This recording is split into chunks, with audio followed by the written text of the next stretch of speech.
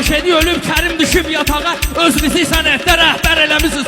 Özünüzü sənətdə rəhbər eləmisiniz. Mən həmişə qazilərə baş eğmişəm. Gedib Paşinyanı peyzər eləmisiniz. Gedib Paşinyanı peyzər eləmisiniz. İgidlər Qarabağdakı can qoyub. Siz hansı meydanı səngər eləmisiniz?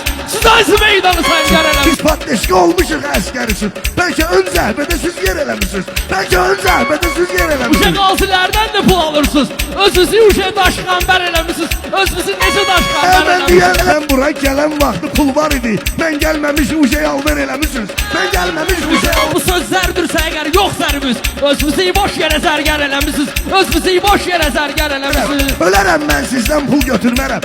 Müharibədə bəs qədər eləmisiniz. Müharibədə bəs qədər eləmisiniz. Qapıya girmədi bu qədər sözü. Bir şeyi mənə kimi göstər eləmisiniz. Bir şeyi mən... Sözüm girmirsə özün düz qoş elə. Girməyən vaxtı bir təhər eləmisiniz. Girməyən vaxtı bir təhər eləmisiniz. Mən lüş eləyim, sən düz xoş eylə yenə. Beləsiz şeyləri əksər eləmisiniz. Beləsiz şeyləri əksər. Başlaqanlar demişsə nə olub ala? Yenə də Orxanı qar eləmisiniz. Yenə də Orxanı qar eləmisiniz. Qaldım məştaqa rəhsəsi söz deməyə.